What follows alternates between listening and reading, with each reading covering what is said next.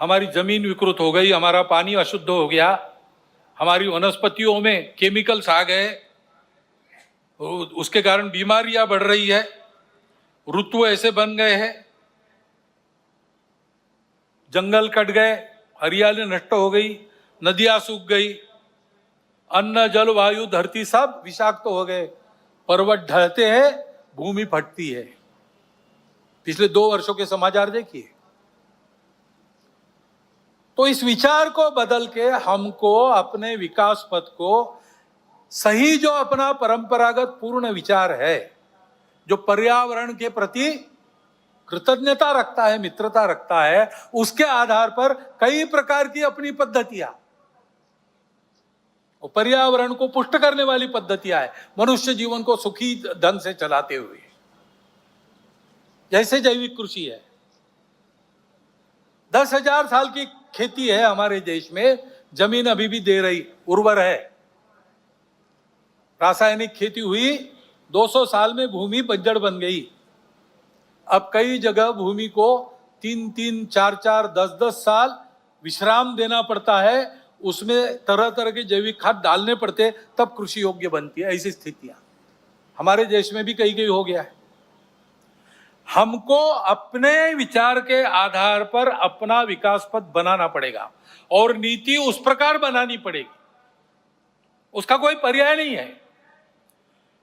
परंतु इसके लिए विचार बनना चाहिए, सारे देश में एक समान वैचारिक भूमिका बनानी पड़ेगी। उस भूमिका का क्रियान्वयन करना है तो देश में भी इतनी विविधता है, तो क्रियान्वयन की पद्धति विकेंद्रित बनानी पड़ेगी। इसको करने में समय लगेगा, तब तक रुकने की आवश्यकता नहीं। अपने घर से हम प्रारंभ कर सकते हैं।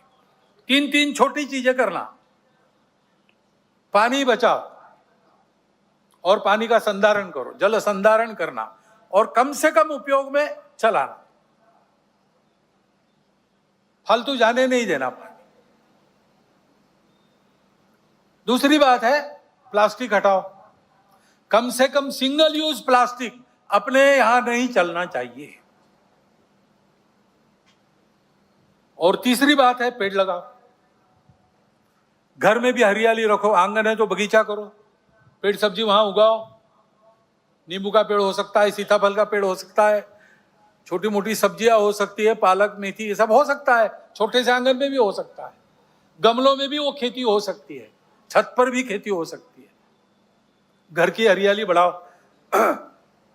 और अपने गांव की, शहर की, मोहल्ले की हरियाली बनाने के लिए वृक्षारोपण करो।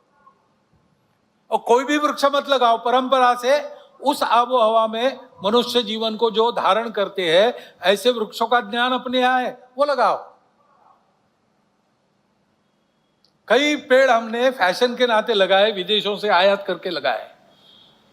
अब उनको काटने की आज्ञा सरकार दे रही है, क्योंकि उसके कारण मदनपल्ली गया था, कुछ पेड़ लगे थे, पेड़ काटने को कहा है सरकार ने। क्यों कहा है भाई?